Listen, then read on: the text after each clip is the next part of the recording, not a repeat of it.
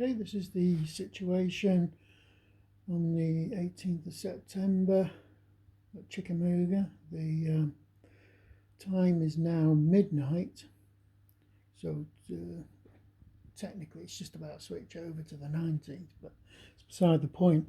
What we've got here is units are starting to arrive, reinforcements, the latecomers. We've got the Laws Division here, which is basically under orders to rejoin the rest of First Corps, so that's still marching away.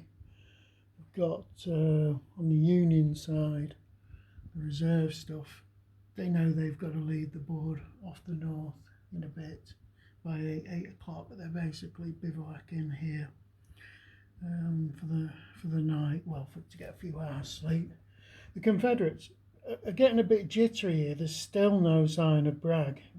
We want to launch an attack as soon as we can in the morning, because already other units are arriving. Wilder's brigade is looking at Vineyard Field there, and the bridge there. There's also this unit here from 14th Corps that's just arrived under new orders. There's orders coming through to Thomas's HQ there to actually bring the 14th Corps all the way back to this position here, around here. We've got other units of the 14th Corps arriving. There's a load over there, and there's another lot coming on this turn.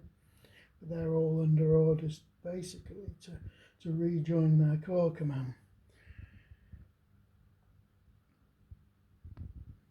The situation's starting to look a bit better for the Union. They're not looking in a totally hopeless situation now.